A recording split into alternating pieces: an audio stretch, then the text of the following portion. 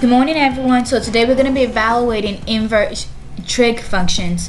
So as many of you guys might remember or might know that inverse is when you're switching the x and the y value. So it's basically you're switching x and the x and the y, so it becomes y comma x instead of x comma y on a coordinate point.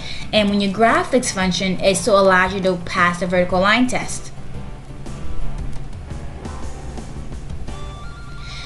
On a test or quiz, you might see inverse sine or inverse cosine being written as sine to the -1 or cosine.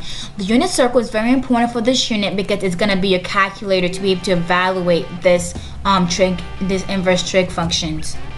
So for sine, the question you're going to be asking yourself is which angle on the unit circle corresponds with this y value. As you can see, the range is from -pi/2 to pi/2.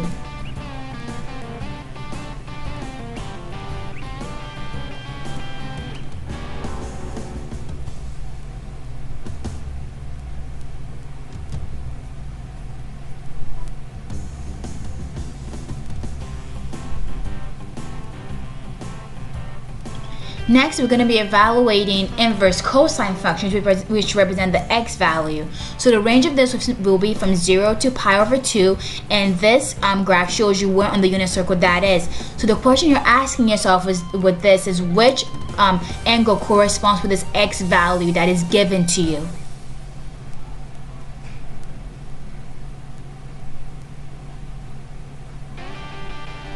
Last but not least, we're going to be evaluate inverse tangent functions, which is basically your sine divided by your cosine, so y divided by x. So the range for tan is the same as sine, which is from -pi/2 to pi/2.